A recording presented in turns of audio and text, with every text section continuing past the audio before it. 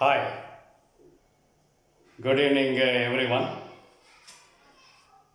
I am very happy to share a lecture video on a very special and exclusive topic non conventional energy sources or renewable energy sources. As everyone is aware of the information, this topic is one of the most celebrated topics all over. You all know that energy is very important. Starting from the human body till a heavy duty application, we use energy. We need energy. We always need to be energetic. Bearing this aspect in mind, one of the most prominent courses for undergraduation program, irrespective of any engineering discipline, this shall be studied. In many of the universities or even in premier institutions, this is floated as one of the open electives for the students. This is not just for students of mechanical engineering or electrical and electronics engineering. This is useful for everyone. Irrespective of any engineering discipline, this is very important. So, in this lecture video, I will be presenting a synoptic overview on non-conventional energy sources. Usually, in the undergraduation program, the students will be very happy to learn 5 specific modules. Even the top-notch universities or the most prolific universities will take up these modules. To begin with, in the beginning, we are supposed to learn the introduction to energy sources. In that, the principles of solar radiation followed by solar radiation measuring instruments shall be studied. In the next module, very exclusively on solar radiation geometry and solar thermal conversion shall be comprehended. Then, in the next module, the students will be privileged to study, or faculty members shall be very much happy to teach the performance assessment of liquid flat plate collectors, or very particularly flat plate collectors. The penultimate module shall be the combination of wind energy followed by tidal and ocean thermal energy conversion.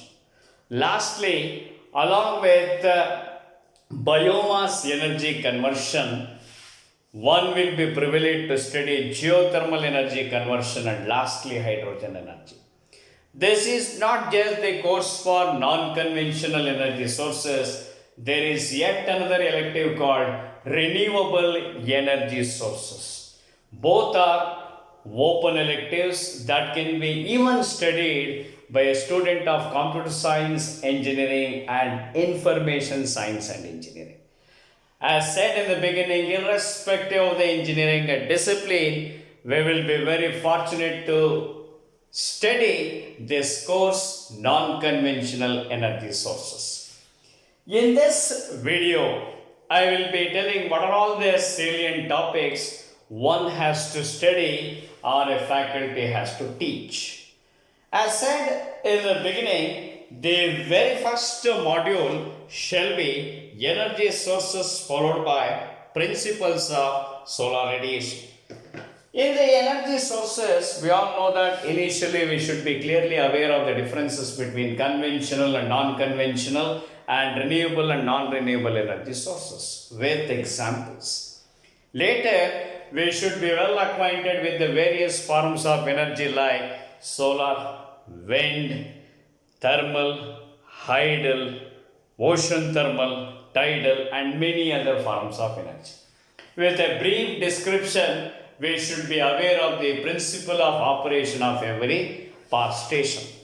Later, we should be well accustomed with the alternate forms of energy. So these topics will invariably cover energy sources. In any nation or for any nation, sources and resources are very, very important. Without that, it is not possible to convert and conserve energy. This is a very broad topic. This is immeasurable. This is purely practical based topic, and even a layman will be in a position to understand and use it. Next, after knowing the information concerning with the energy sources and its technological importance, one will learn about the principles of solar radiation and solar radiation measuring instruments. In the principles of solar radiation, in the beginning we should be aware of the importance of solar radiation. You know that solar energy is conserved or harnessed in a very, very exorbitant way. From time immemorial, we are dependent on our universal star sun. But nowadays, you can get to know a variety of application in solar energy. I need not have to tell in a very comprehensive way. Even in every domestic application, we are taking up one or the other application of solar energy. So in the beginning, after knowing the characteristics of thermal radiation, we will get to know about terrestrial and extraterrestrial radiation. And the three basics of forms of radiation, namely beam, direct and diffuse. No doubt, these three terms will be very oftenly used in solar radiation measuring instruments. Let me repeat, initially one should be aware of beam or direct radiation. Next, diffuse or scatter radiation. The amalgamation of both will lead to total or global radiation. Then one should be clearly aware of the spectral distribution of extraterrestrial radiation. These are all the topics one shall comprehensively learn in solar radiation. Next, immediately after knowing solar radiation, we will get to know about solar measuring instruments. There are a variety of solar measuring instruments, to name a few: sunshine recorder, pyrometer, pyranometer, pyrheliometer, sextant, bolometer, actinometer and many more. But usually in the undergraduation program or UG level, you will be exposed to learn four: Stokes and Gabriel sunshine recorder. Next, we will learn about pyranometer, pyrheliometer, and if required, we will study the sub-classification of pyranometer. But fundamentally speaking, the prominent instruments wherein we measure the beam, diffuse and global radiation are mainly three: sunshine recorder, next pyrheliometer and pyranometer. Particularly in a pyranometer, we will run a instrument that is based on the concept of shading ring, very prominently called shading ring pyranometer. In a pyrheliometer, we have two or three classifications. So, on the whole, in the module 1, along with the energy sources, one will be exposed to learn the principles of solar radiation and solar radiation measuring instruments. The next module, module 2, irrespective of any institution or a top-notch university, usually this is the flow what we need to follow. In module 2, that is purely analytical based, it is purely the topic concerning with the solar terrestrial physics or spherical astronomy. Solar radiation is very closely associated with astronomy. You know that in astronomy, the celebrated heavenly object is sun. So here also we will be knowing the importance of solar energy, but not astronomically, but technically. In module 2, as I said, solar radiation geometry. This is purely analytical based. These concepts, even a pure science student will learn in spherical astronomy or solar terrestrial physics, which is seeming to be exceedingly difficult or enigmatic course for a student.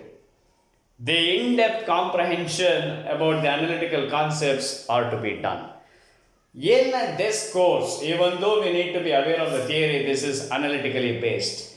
In solar radiation geometry, we will know the introductory concepts pertaining to solar energy and astronomy.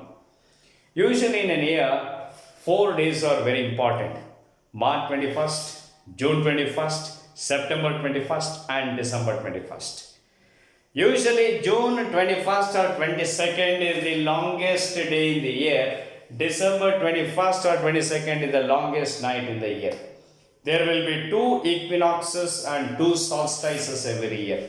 We will get to know the importance of this later.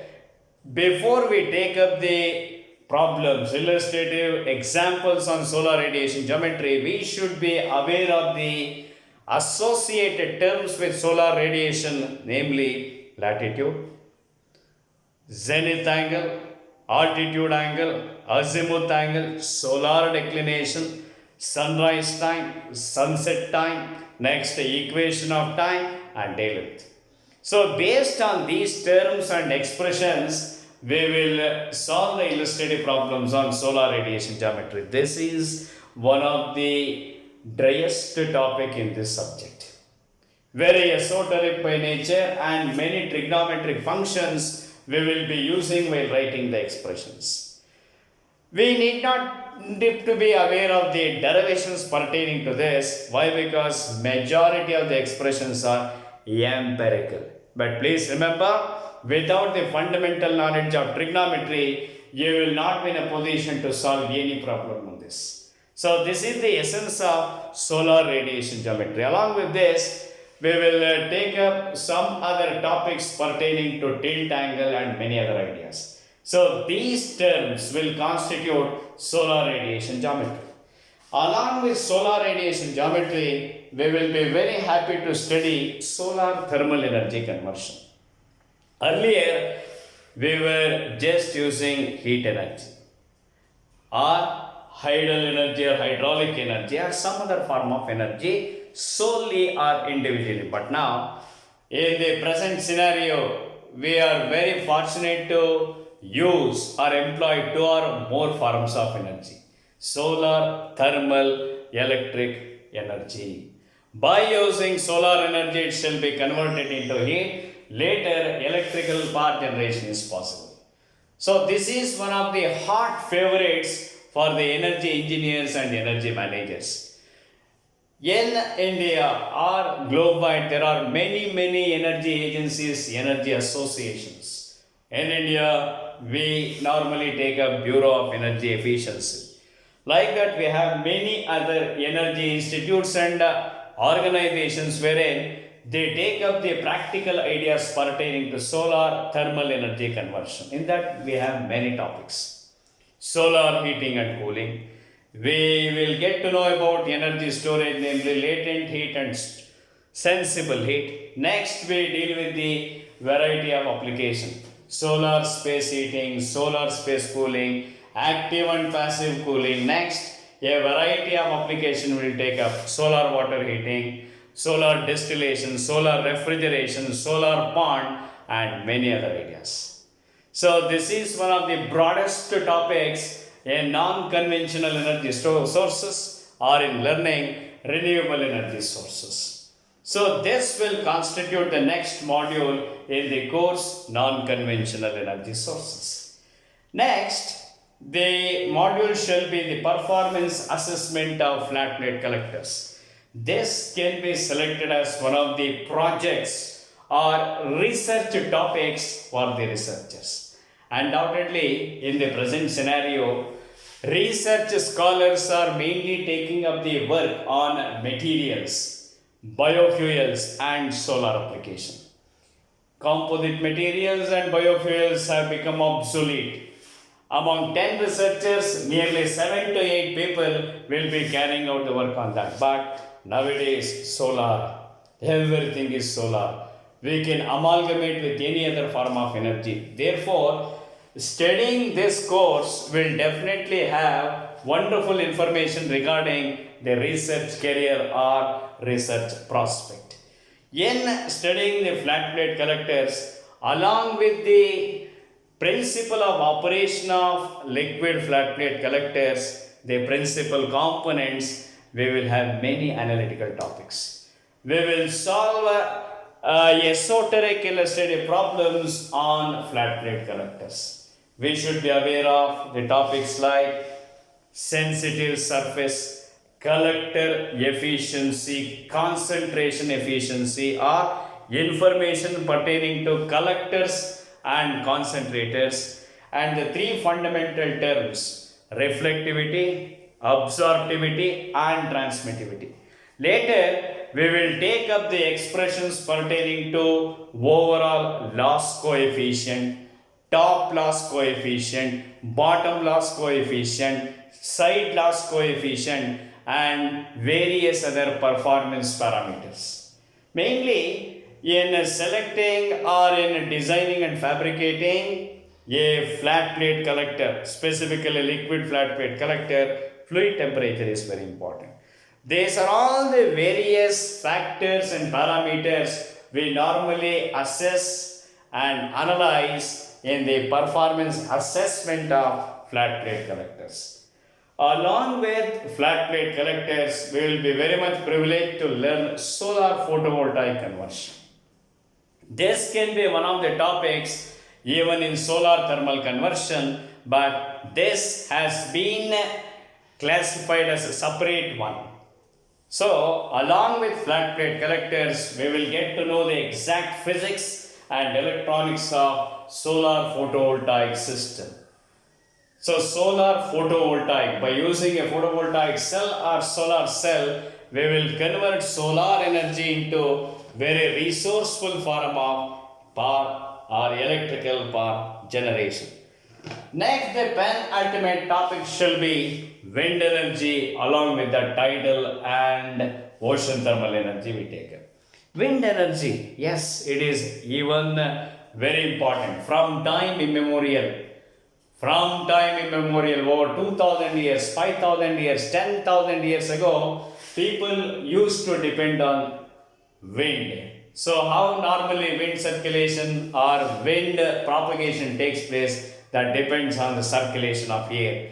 Depending on the continuous spinning of earth, invariably air circulation happens, in turn planetary winds are generated. So, measurement of wind energy, wind velocity, power, very important. Even this can be analytical topic. We will be in a position to calculate wind velocity and power by using a variety of expressions. Along with the analytical idea, we will classify wind turbines. Normally, in the conventional era, we were aware of windmill. But now, windmill has been metamorphosed into wind turbine. Windmill, just energy generation takes place. But wind turbine, we don't just expect mechanical energy or some other form of energy. Wind into mechanical, mechanical into eventually electrical power generation. Whichever application in renewable energy source or non-conventional energy source you take up, unquestionably the ultimatum will be electrical power generation. So, by using a variety of wind turbines like horizontal wind turbine or horizontal axis wind turbine, vertical axis wind turbine, by using Savonius rotor, Darius rotor and other forms, we classify wind turbines. And eventually, we will take up some of the problems associated with harnessing wind energy. Not the analytical based, what are all the favorable site selection considerations in erecting a wind turbine? What shall be the problems encumbered? All these topics we very fruitfully study in wind energy. On learning wind energy, the two other forms we study are tidal energy and geothermal energy. Geothermal energy can be in the next module, but ocean thermal energy is important. Tidal and ocean, very often it's not possible to use. In every location, in a driest location, we cannot use. Tidal, you can understand there should be periodic rise and fall in the level of seawater. So in a few locations, very specific locations, tidal energy can be harnessed. So along with the harnessing tidal energy, we take up some other form of energy called ocean thermal energy conversion. So ocean thermal energy, the ocean water shall be employed and eventually converted into useful form of electrical power. Whatever heat generation happens in ocean, that shall be utilized and eventually converted into electrical power generation. For that, there is a thermodynamic cycle called Rankine cycle. The entire ocean thermal plant depends on the principle of operation of Rankine cycle. No doubt in thermodynamics, we come across Rankine cycle in the study of steam power plants. That is one of the very effective thermodynamic cycles. Here also it shall be employed. So in the penultimate module, along with the comprehension of wind energy, we will take up tidal and ocean thermal energy conversion. Lastly, one should be clearly aware of the last three forms of energy. They are geothermal energy, next biomass energy conversion, lastly hydrogen energy. When we take up geothermal energy, the term sounds to be very simple. Geo meaning earth, thermal heat. So whatever amount of heat or thermal energy from the earth's crust, it shall be utilized. So there are a variety of geothermal plants, steam dominated plant. Like that, we have 2 to 3 variety of geothermal stations. So on knowing the principle of operation of geothermal power plant, we will learn the advantages and limitations of these plants. Very frequently we cannot take up. It is not like solar, wind, thermal or hydro. So those forms, they can be very effectively taken up. But the other forms, depending on the favorable site selection consideration, we have to take up.